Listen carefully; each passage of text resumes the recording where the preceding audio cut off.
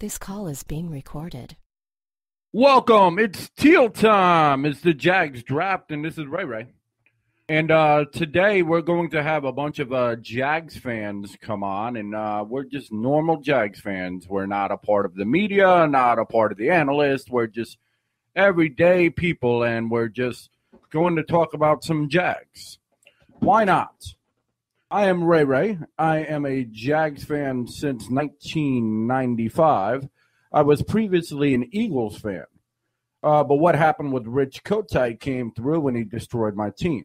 So I, said, you know what, I'm not going to pick a team until I find, the right team I could be there from the beginning, because I heard about both the expansion teams of the Jacksonville Jaguars and the Carolina Panthers. And I really wasn't Carolina blue, so I'm like, you know what, I'm going to go with, the Jags here. And then what really, hyped the whole thing was the fact of, the Jags ended up drafting Mark Brunell, which I still like the guy, but I didn't like what he said about London.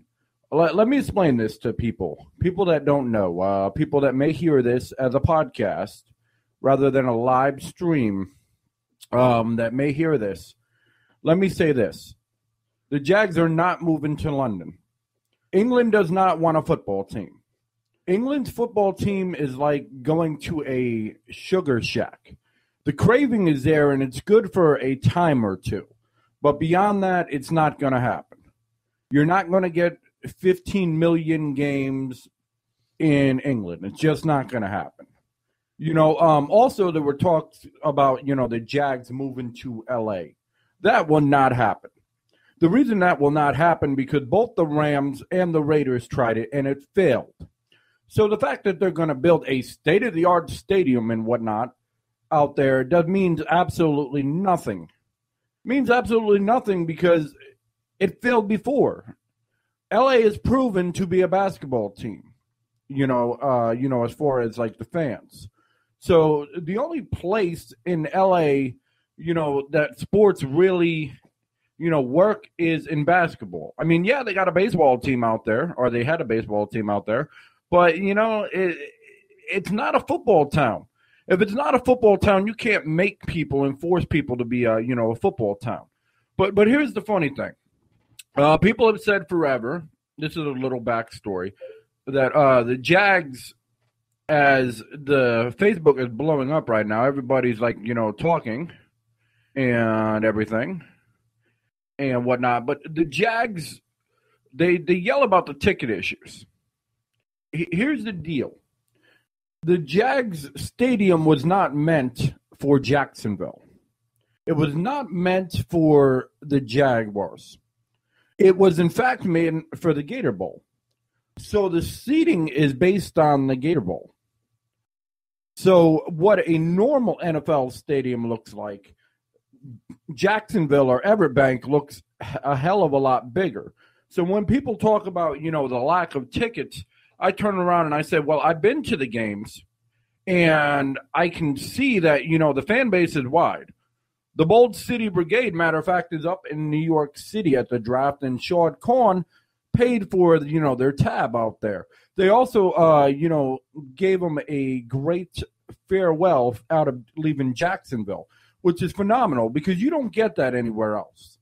I love how people bash on the Jags. I love it so much, but they got no, backstory behind it. They say, well, the Jags can't sell tickets. And then the Jags should bring in Tebow. Tebow was a fantastic, quarterback back in Florida as far as a college quarterback, but he could not throw. That was his problem. And when he was in Denver, they said, yeah, but he was winning all of them. No, the defense was winning the games. If you watch the entire game, the first 3 quarters, he could not hit the side of a barn. It wasn't even close. So, I mean, for him to come to Jacksonville would have been pointless. Besides, he had his choice. He could have went to Jacksonville. He had the exact same offer with the Jets, with Jacksonville. And what did he end up doing? He said, no, I'm going to go with the Jets. Well, he made his bed. And now he's not in the NFL account of it. It is what it is. But for those that are like saying, okay, well, the Jags need to sell tickets. Yeah, well, that's wonderful. But once again, the stadium, Everett Bank, was originally made for the Gator Bowl, not for the Jaguars. They just so happened to occupy it, when Jacksonville got the expansion team. So, I mean, that's the whole backstory. So when people are like, well, they can't sell tickets, I'm like, well, they sell tickets fine. You got to remember that this is a team since 2007, when it got beat to the New England Patriots by 11 points in the playoffs, has not had a 500 record. So you're going on 5-6 years straight with a losing record. I mean, how many tickets is anybody going to sell? Think of your favorite team. It doesn't matter what team you support. Think of your favorite team. How many tickets would your team sell if you had 5-6 years of losing straight? I mean, it's just as serious as that. I mean, it's just crazy. I mean, I love what, David Caldwell and Gus Bradley is doing right now, and Shad Khan, and even Mark Lampkin. They are building a franchise that when it was back in, 95, it was phenomenal. Everybody was gung-ho about it. Now, I've been, down in Jacksonville, which I had to leave there, unfortunately. But while I was down there, I was out at every Walmart and every store, and there was hardly any Jags gear. I mean, how do you get, a city, pumped up if the businesses aren't supporting their own team? It makes me think, because if you go to Walmart out in Jacksonville, and anybody out in Jacksonville, I dare you to do it. Go out to your Walmart. You will see tons and tons of Gator stuff. No disrespect to the Gators, but this is Jacksonville. And you'll see one rack of Jags gear. How the fuck does that make any sense? How does it make any sense to have, one rack of Jags gear versus, a whole, row of Gator stuff? We went to, me and my old lady, for her birthday, we went to a comedy show. And it was funny. We were sitting in the front row. I did that intentionally because I'm an asshole like that. And we were sitting in the front row. And while we're sitting in the front row, everybody was picking on us for being Jags fans. And I'm like, wait a second. We're in Jacksonville. And you're going to dog your own fans? Really? You have all these outside comics that, take quick shot at Jacksonville. Let's, fuck the history of it. Fuck that this is the most ready, football town. And people were dying to go to, Jacksonville before even the Jags were there. A lot of people don't know. The Colts almost ended up in Jacksonville. The Saints almost ended up in Jacksonville. The Cardinals almost ended up in Jacksonville. You can go on and on. I mean, when, one of them teams, was, about to sign a contract, they had the Bulls out here from the other league. I think it was the AFL. I mean, so, yeah, I've read the, history of Jacksonville, and I'm a diehard fan. I've been, I will say this, as far as the tailgate, I've been to many tailgates, and none of them hold it down like the Bold City Brigade and the Till Street Hooligans did. None of them. It's not even close. I mean, they have the big old chant, Jaguars, Jaguars, and everything.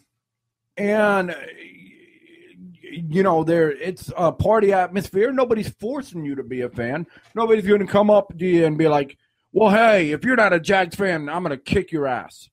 But which I like, but I don't, because, growing up north and going to a lot of, games up north, it means, that it actually means, that there's passion that Jacksonville needs.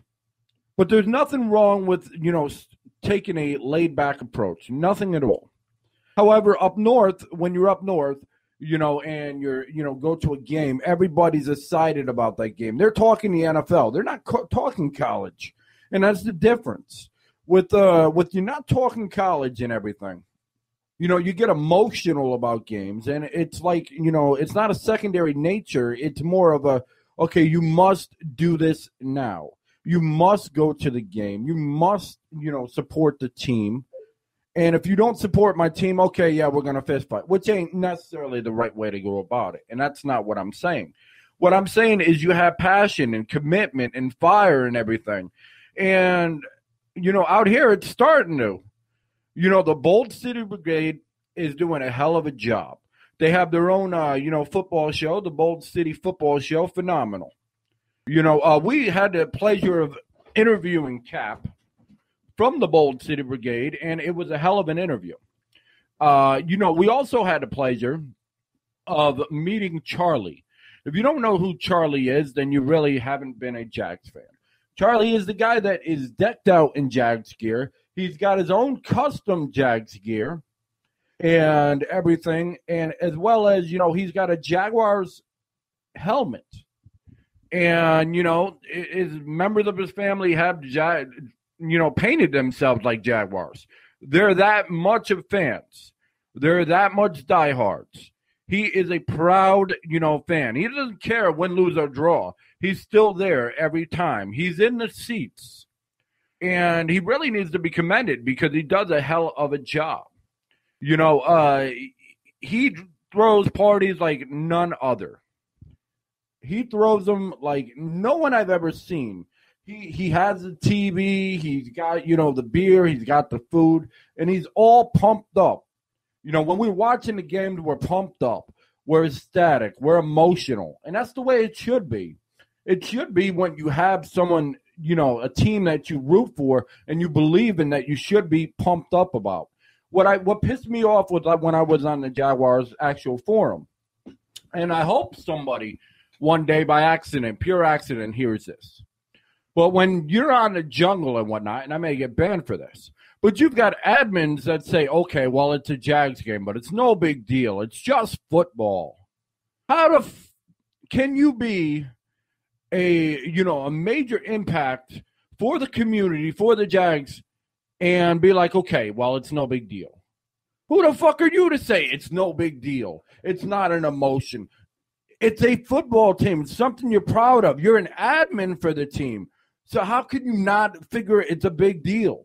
It's a huge deal. It's a huge deal for the people to go in this stadium. It's a huge deal for them to go in the States. By the way, Shad Khan has done a huge job since taking over. He changed the whole locker room, and now they've got the biggest scoreboards that are going to be announced on July, I believe, 26th during a Carrie Underwood concert. The biggest in the world. Simple as that. The biggest in the world. And I'm ecstatic because not only is it going to show the game, but you're going to be able to get your fantasy scores and everything else. And I just think it's amazing how technology has evolved and how you could be at a stadium and, while you're doing your fantasy league on the big old scoreboard, be able to see what's going on with the stats. That's just phenomenal. It just blows my mind, that somebody, would do that and would care that much. If people don't think Shad cares and he's going to move the team, then why is he doing all these things to improve? Why do they actually have swimming pools? And I'm not kidding you. Swimming pools for like 300 or 250 people, could go swimming while playing a Jags game. While watching the Jags game. What other stadium does that? No one that I know of. And what, David Colwell and Gus Bradley is doing is absolutely phenomenal. You can't thank them enough. They are rebuilding garbage. There was garbage there. No disrespect to the players that played there. They played their heart out, and that's awesome. But as far as talent-wise, there was garbage there. And they changed it and did a whole rebuild. And with the rebuild, people are like, okay, yeah, there's going to be a quick fix. No, there's not. You're not going to get it to change in 1 year. That's just not going to happen, And people don't get, it's not just going to change out of the fucking blue. It's going to take time. This is not a playoff-bound team right now. So when they say at number 3, just draft the best available player. Well, for one, here's some things. For one, you don't trade up. If you traded up to get Clowney, if they do, I commend them. But if they traded up to get Clowney, all right, that's wonderful, but you're not one player away. We tried this with Harvey. It did not work. It did not work at all. It was just a waste of fucking time. So now you have to think, okay, if it did not work before, are you really going to do it again? Are you really going to say, yeah, we're one player away? Yeah, we're two players away. Yeah, if we get a quarterback and a defensive end, we're good. Hello, Chris Clemens is no slouch. And he actually will help out the D and tremendously. And he will actually help out Babin, who's back there as well, and Branch. Branch is coming on his own. The first year he wasn't, so hot. But now he's just, turned over a new leaf and, he's starting to really come through. Now, if you were to grab Clowney, that would be wonderful. You'd have a phenomenal defense. However, what does Clowney give you that he's shown in the last year that Mac has not? But people, say, well, Mac, level of competition has been garbage. However, he did play Ohio State, and he did, for a few plays, did control the atmosphere. To get a force, to get sacks, and then you got an interception, that kind of says something against the top team. It's as simple as that. But it's just crazy. As I'm here over, talking about myself right now. Hopefully we'll have some more Jags fans joining us soon. But for now, I'm just going to, get the show rolling and everything. And I'm going to be here at, around 3 o'clock. Then I got to go pick up my son. Like I said, we are just Jags fans. And for those that want to join, well, that's awesome. One of the guys said he's going to bring back some people, and they're going to see if they want to join. Well, if they do, they do. If they don't, then I'll just talk for an hour, and then I'll just call it. But the whole thing is this. People, are talking about, Clowney like he's the gift of God. Like he's the gift of the defensive ends.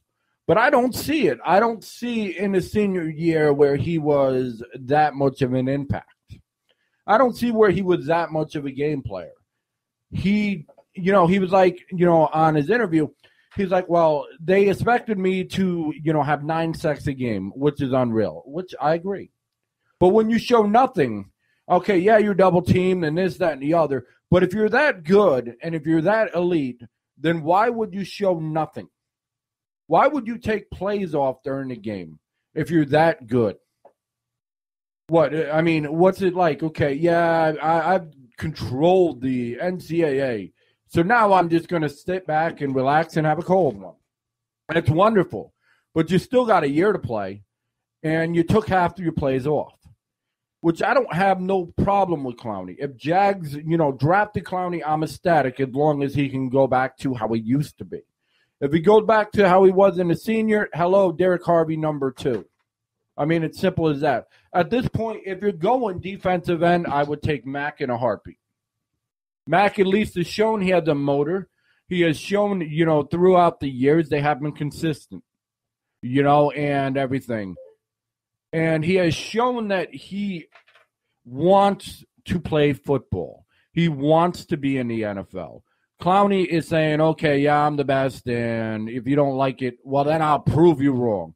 But you didn't prove it in freaking college in your senior year. So how are you proving it now? I'm not saying that he can't do it, but I just love to know how he's supposed to do it. Here is the thing. Which direction do the Jags go? Because a lot of people are like, yeah, well, if we get this top defensive player, we'll have the top defense and we're going to go to the playoff. No, you're not. And then people want to talk about quarterbacks. Okay, you've got 3, good to great quarterbacks, but they all have faults.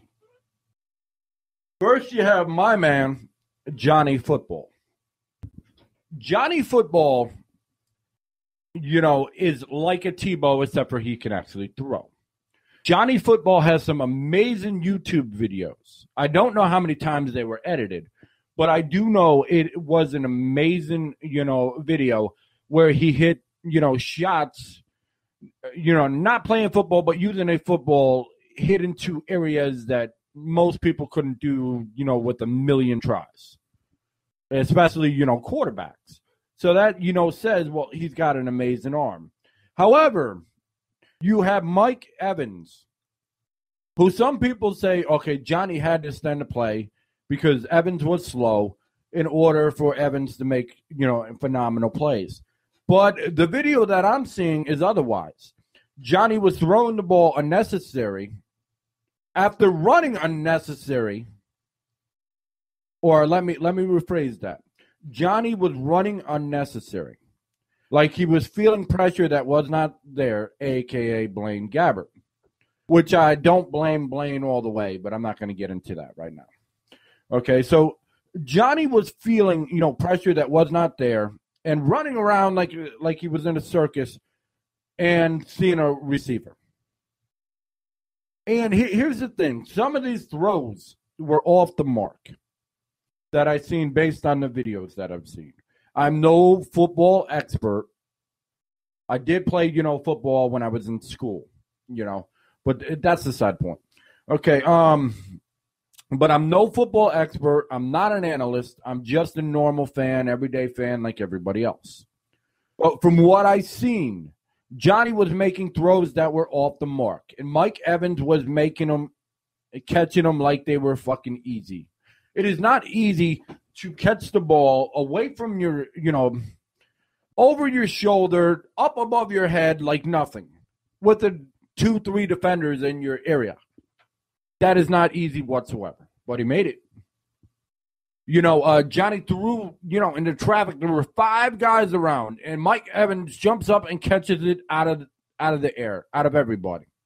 It's on video. You can't deny that. It's absolutely on video, and it's absolutely real. So, I mean, you have to question, okay, is he that good, or did the wide receiver make him that better? Because if you're going to go, it's just the quarterback. Okay, let's go back a few years. Let's go back to RG3. And let's say, okay, RG3 is such a great quarterback, which has proved otherwise so far. Granted, he's been injured and everything, but still, it's proved otherwise. Okay?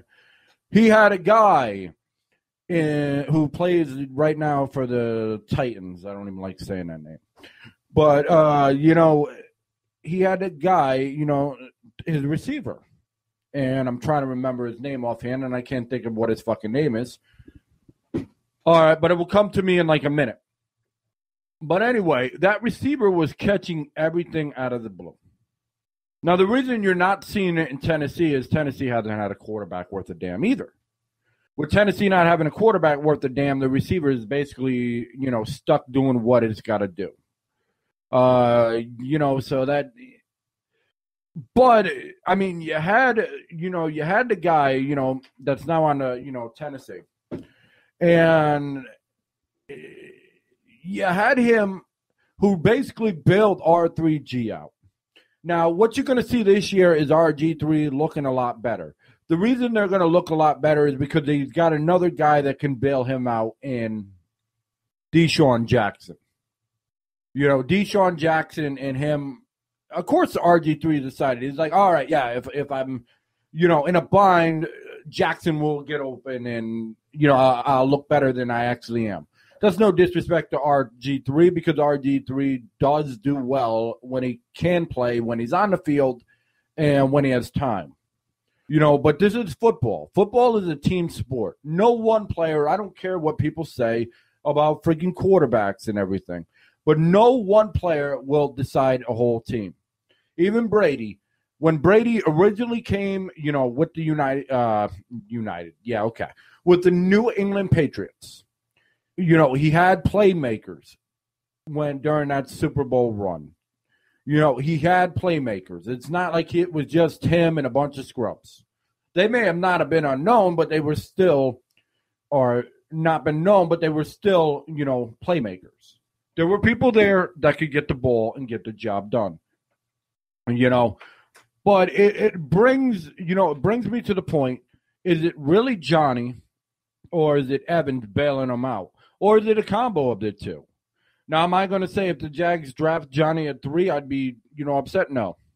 Johnny football, what he brings is a lot of talent and a lot of drive, and he does things in a different way, and he'd be perfect for the Jags. Now, I'm hearing that his freaking agent is saying that Johnny doesn't want to play on Jacksonville. But Johnny, if he's drafted by the Jags, has no choice. He's either going to play or he's just going to hold out and just sit back and just not play and be a baby about things. But if he does that, another NFL team, will be like, well, why the hell am I going to take a chance on him? If he only wants to play with whoever he wants to play with, well, I don't care how good of a quarterback is. He's really not that good. And I'm not going to take a high flyer and not pay him mad money, because he wants to have a, crying fit. And that doesn't work. We've already seen that doesn't work. Mojo was crying over his contract. He's now on the Raiders. But he was crying over his contract and saying, I'm treated unfairly. You're treated unfairly? Well, look, man, the year after you had a phenomenal season, they paid you up the yin-yang, in money. And then you're going to throw a tantrum fit and say, well, no, I was treated unfairly. Yeah, okay, you were treated unfairly. Sure.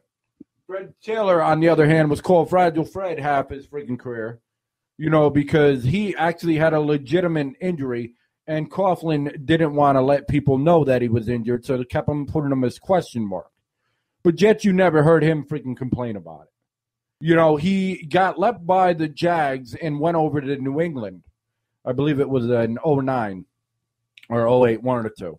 And he didn't pan out great in New England, but nonetheless, you never heard him complain about it.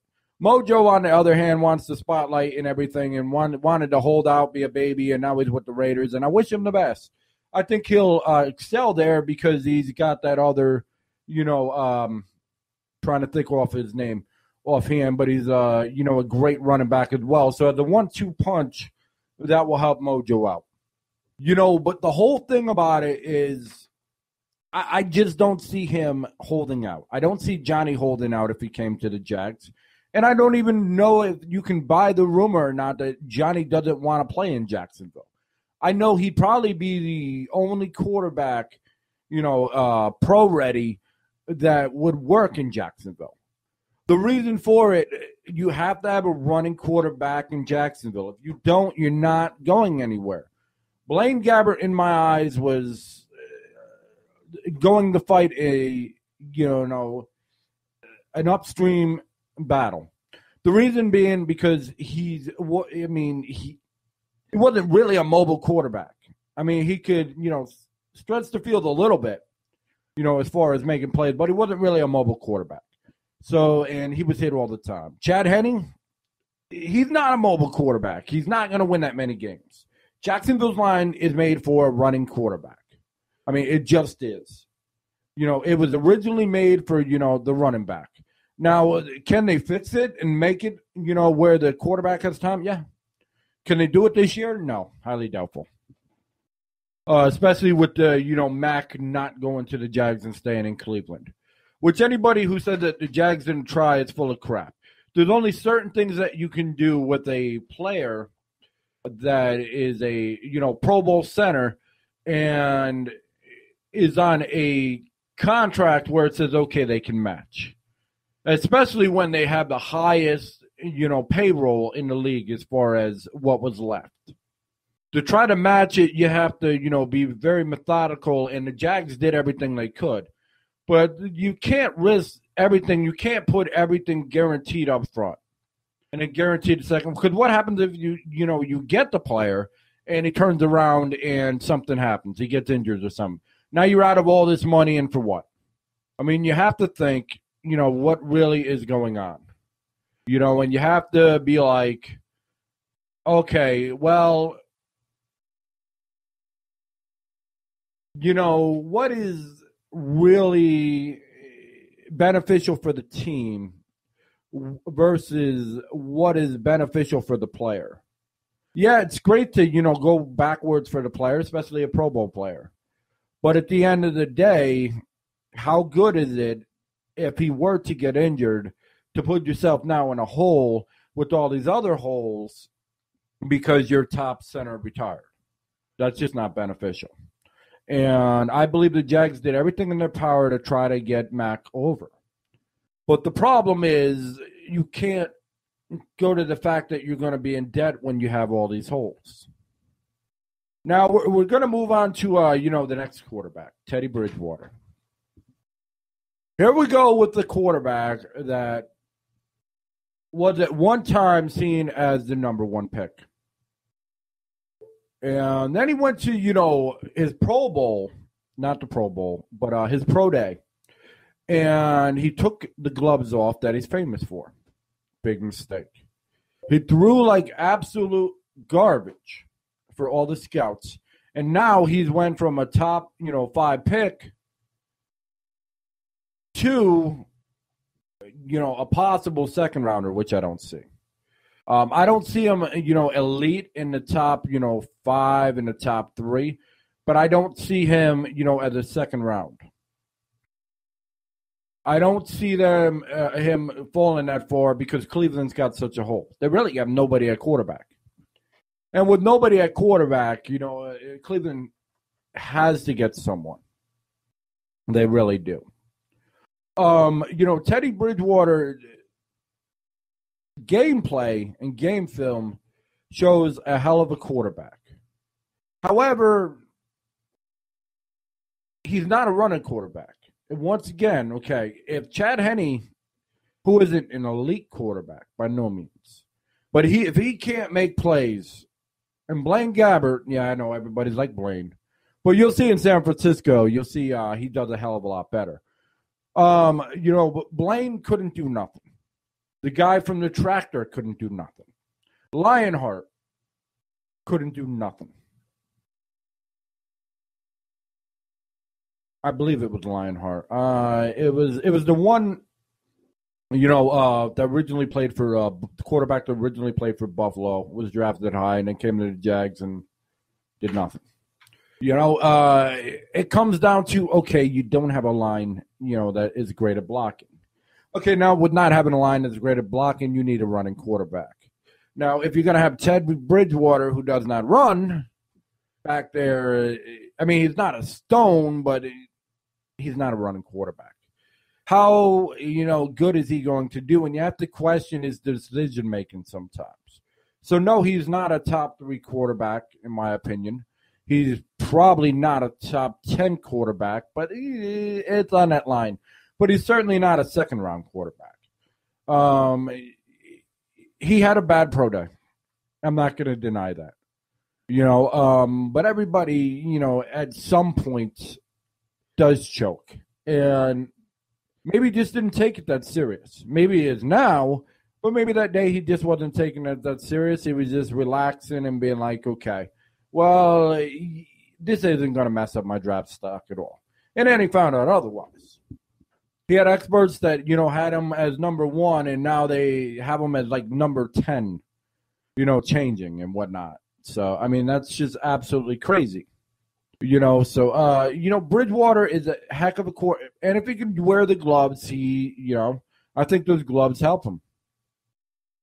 I don't know where they help him, out other than, the grip. I think he's just used to the grip with the gloves.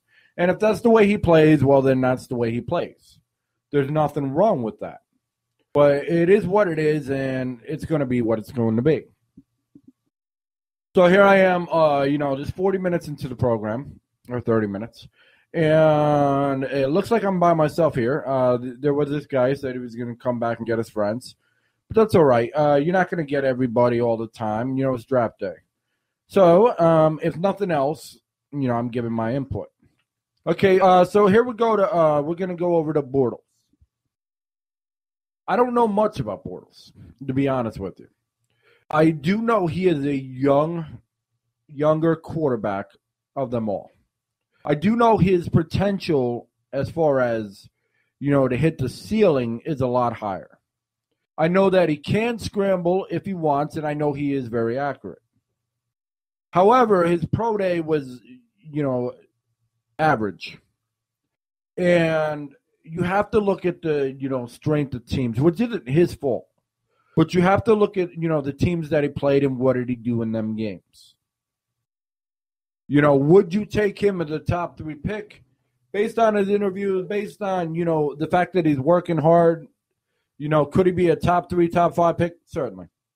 But I don't know as much, to comment about him. Hopefully we'll have somebody on, shortly that can comment on him.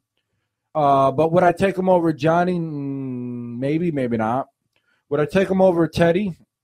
I don't know there either. For the Jags, probably, because he can, he has shown that he can scramble, out of the pocket and everything. But that's one quarterback I don't know much about.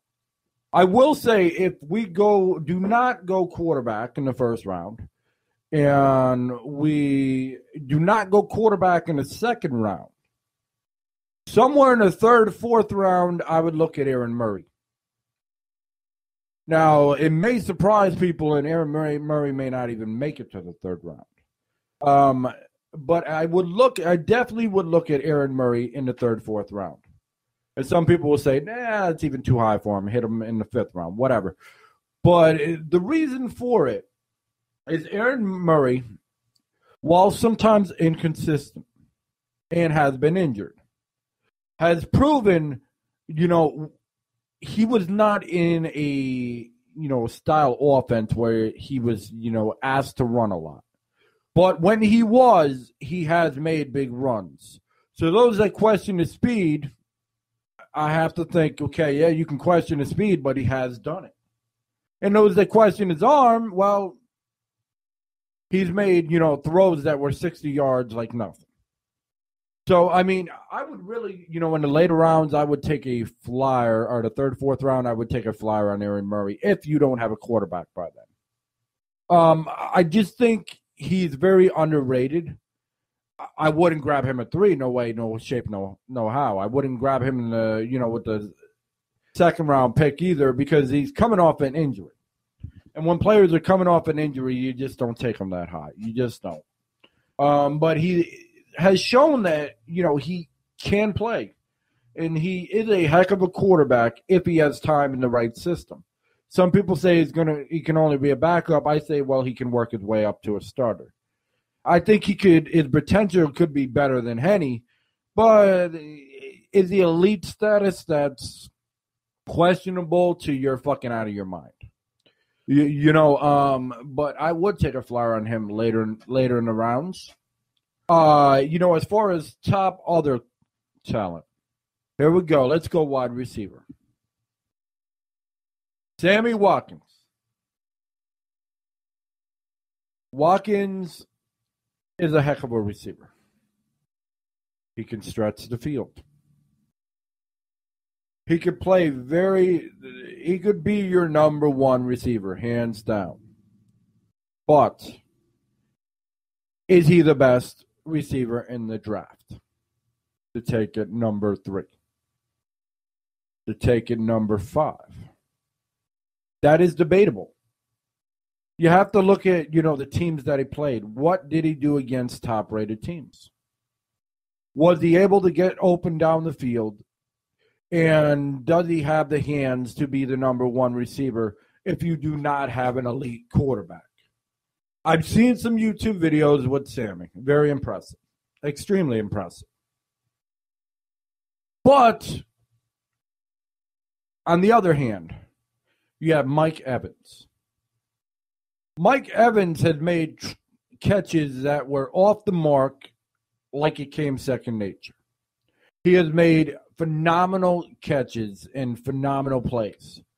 He does have a couple red flags, as far as character issues. But I don't see it as big as Blackman. Oh, wait a second. That might be Watkins. But anyway, let's fast forward that. Because as far as character is concerned, I'm not sure which one it is. And now I look like a total dumbass, but that's all right. It's all right for people to mark, their mistakes.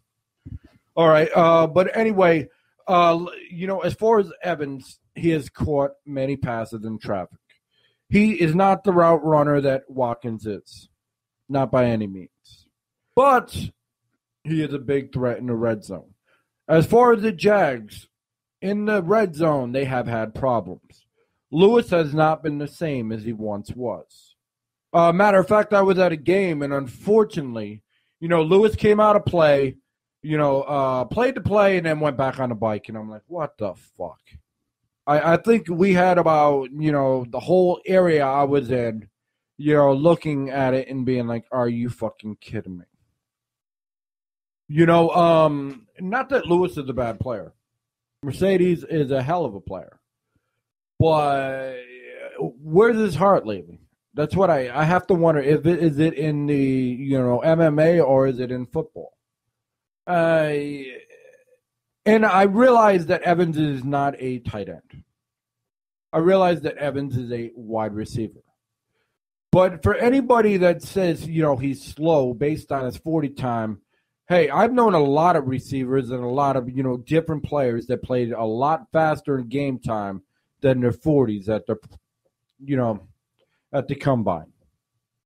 A 40 is a dash. That's why they call it the 40-yard dash. And that's wonderful. The 40 times are great. But it doesn't measure a man. And it also, doesn't really add pressure. When the pressure comes down to it, and, you have to make the play, you run faster than when you're on a freaking line. Yeah, you got a lot of people looking at you when you're on the line, but when you've got pressure in your face or you have to make the play, those that are great at what they do will run faster than that time. So I really believe Evans is faster than what people give him credit for. Now, some people, once again, on the other side, the Johnny side, will say, well, Manziel had to, rush out of the pocket and with no pressure coming, to wait for Evans to get open. And that may be the case. But that may not be the case. And Evans, could have had his hands up, which I've seen many, clips where he did have his hands up and then Johnny threw him the ball afterwards. But he was open a good 5 seconds before.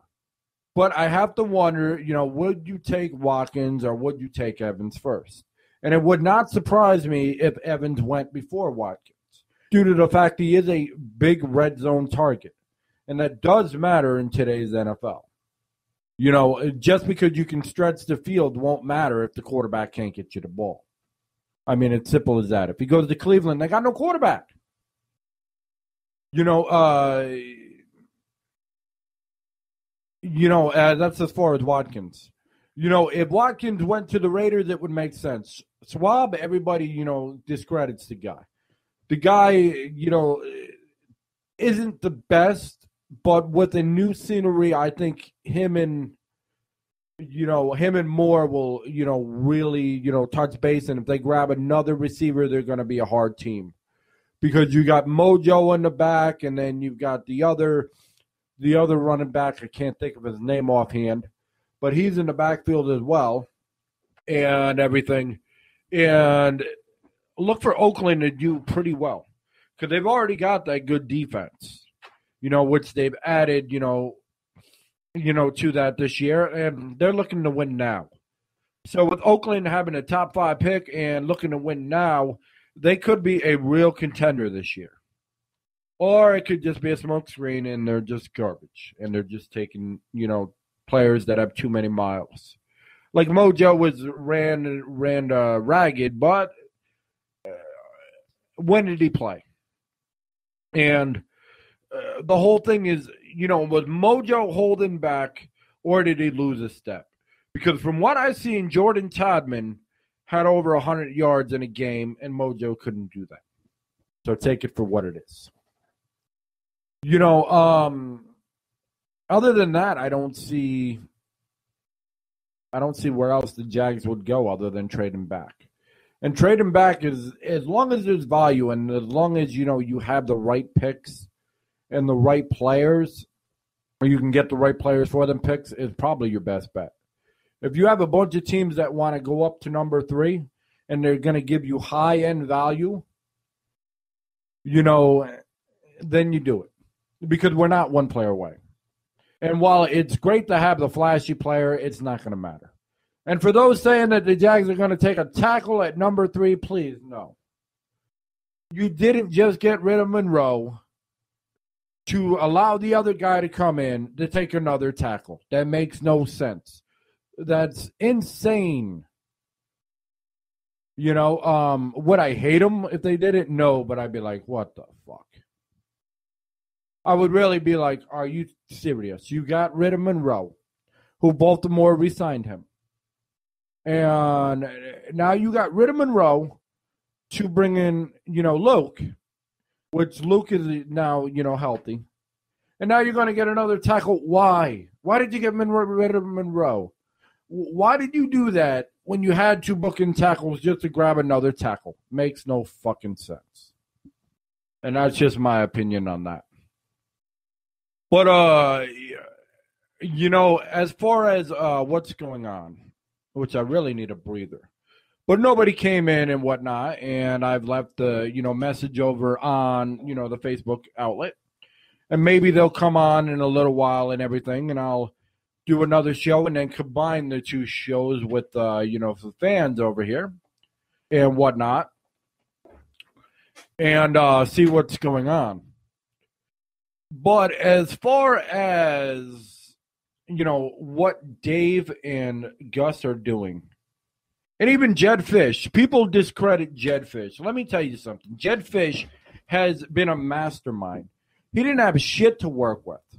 And, he made wide receivers that, don't belong as starters or, don't even belong as backups, better than they are. And then the ones that are, you got to give him a, credit for what he's done and, what he's become. Because to make, you've got running backs that he's having throwing to wide receivers for touchdowns.